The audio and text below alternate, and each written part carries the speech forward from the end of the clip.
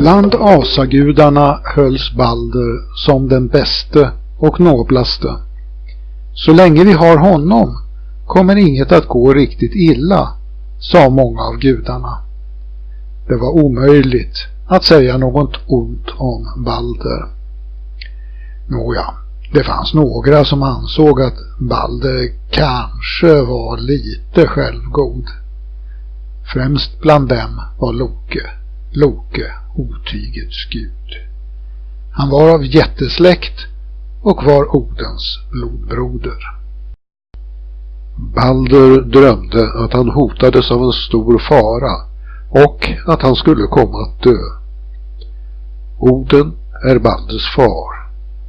Oden kan se in i framtiden.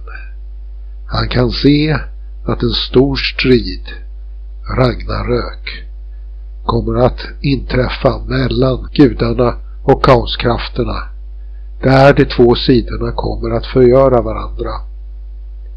Oden försöker förhindra Ragnarök. Om Balder dör är det ett steg mot Ragnarök. Oden red Sleipner till dödsriket, där Lokes dotter Hel styrde. Oden fick där besked om att man i dödsriket väntade att Balder snart skulle komma dit och att man ställde allt i ordning för en fest för att ta emot honom. Frigga, Balders mor, reste nu runt och tog löfte av allt och alla att inte skada Balder.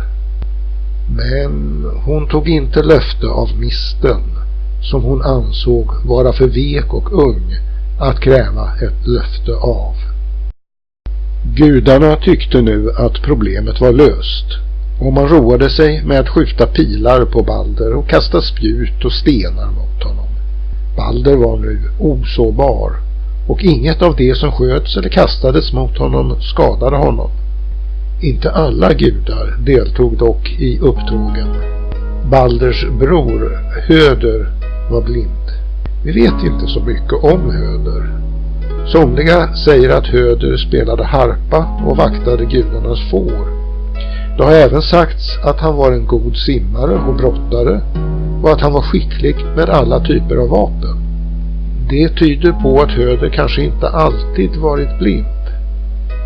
Men om inte, så vet vi inte när eller hur Höder förlorade sin syn. Balders hustru var Nanna. Somliga säger att hon tidigare var Höders hustru. Om det vet vi dock inte så mycket. Inte heller Loke deltog. Kanske på andra grunder än Höder. Loke hade talat med Frigga och fått veta att Misten inte lämnat något löfte. Loke hade av Misten tillverkat en pil. Förmodligen använde han magi, för hur annars ska man kunna göra en pil av en miste? Loke övertygade Höder om att skjuta pilen mot Balder. Höder gjorde så i tron att pilen inte skulle kunna skada Balder. Och så kom Höder att döda sin bror Balder utan att ha detta som avsikt. Balders död hölls för en stor olycka för såväl gudarna som för människorna. Balder begravdes i sitt skepp Ringhorn. När Balders kropp lades i skeppet brast Nannas hjärta av sorg och hon föll död ned. Hon lades vid Balders sida. Balder fick även sin häst med. Det här är en del av historien som jag alltid funnit lite besvärande. Att Nanna så lägligt skulle falla död ned förefaller föga sannolikt.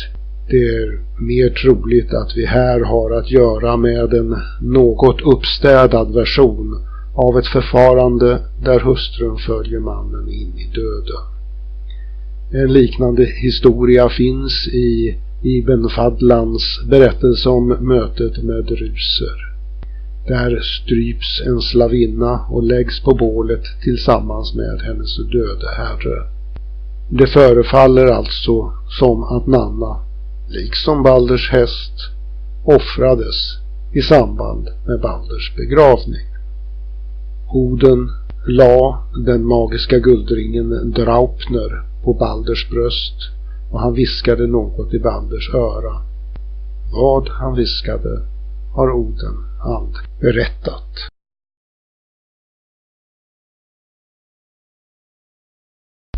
När gudarna skulle skjuta ut skeppet fann de att det var för tungt. Inte ens det starkaste av gudarna, Tor och Tyr, kunde rubba det. De fick skicka efter jättinnan Hyrokin som med lätthet sköt ut skeppet. Tor satte skeppet i brand med hjälp av Mjölner. Tor var förargad över att Hyrokin hade lyckats skjuta ut skeppet när han själv hade misslyckats. Han ville dräpa henne över den nesan, men de andra gudarna vädjade för henne. Den fortfarande förargade Tor nöjde sig då med att sparka in en dvärg i det brinnande skeppet. Så vitt framkommer i historien råkade dvärgen bara vara på fel plats vid fel tillfälle. Detta är också en punkt i historien där gudarna kanske inte ser så bra ut. Efter begravningen hamnar Balder och Nanna i Hells rike, där de tas väl emot. Den här delen av historien väcker vissa frågetecken. Hells rike är dödsriket, men Oden har ett alternativt dödsrike, Valhall. Även Freja har ett eget dödsrike. I båda fallen är dessa alternativa dödsriken avsedda för fallna kämpar som ska utgöra stödtrupper för gudarna i den kommande kampen med kaoskrafterna vid Ragnarök. Så varför kunde inte Oden istället ta Balder till Valhall? Något svar på den frågan har inte lämnats. Låt vara att Balder inte tekniskt sett fallit i strid, men han har dödats med vapen. Och Oden var inte främmande för att böja regler till sin förmån om så behövdes. Hel lovade att Balder skulle få komma åter till gudarna om allt och alla sörjde hans död. Frigga for på nytt runt och talade med allt och alla och allt sörjde Balders död, utom en gammal jättekvinna som kallade sig för Tök. Hon hade inga tårar för Balder. Och så blev Balder kvar i Hells rike. Somliga säger att Tök var Loke. Den noble Balder var död. Hans död krävde att en blodshämnd skulle utkrävas mot den som hade dräpt honom, vilket ju var Höder. Att Höder inte hade för avsikt att Balder skulle dö och att han inte gjort något annat än vad de andra gudarna gjort som använt vapen mot Balder. Alla i övertygelsen om att Balder var osårbar. Allt detta spelade ingen roll. Även Höder måste dö. Även här har vi en punkt där gudarnas moralsystem framstår som synnerligen tveksamt. Dråpet på Höder genomförs på ett till synes onödigt komplicerat sätt. Oden avlade, efter ett bedrägligt beteende, en son med jättinnan Rind. Sonen Vale dräper blott en natt gammal Höder. Jag gör här antagandet att Vale vuxit upp snabbt under denna enda natt. Liksom Balder blir Höder väl mottagen i Hells rike. Även Loke, som är den som hade ett uppsåt att döda Balder, kommer att bli straffad. Detta dock först efter att han till synes avsiktligt har retat upp alla gudarna. Detta beskrivs i dikten Lokasena eller Lokesträtan. Loke flyr men fångas slutligen in när han i form av en lax försöker undvika ett nät. Loke binds vid en klippa och en huggorm placeras över hans huvud. Ormens gift droppar mot hans huvud.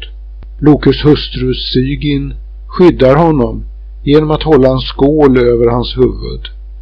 Men när skålen blir full måste hon gå åt sidan för att tömma den. I samband med att Loke binds dödas hans 2 söner, Vale och Nare, under groteska former. Så långt framkommit har ingen av dem gjort något ont.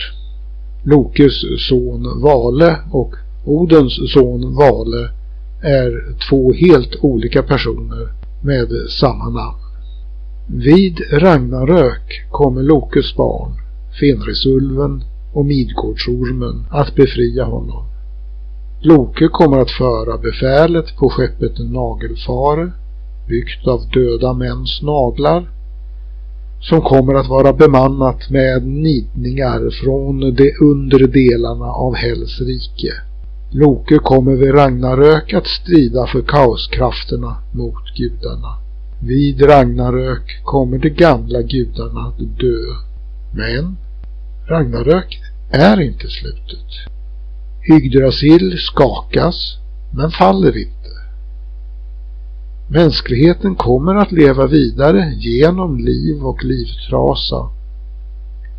Somliga av de gamla gudarnas barn kommer att överleva.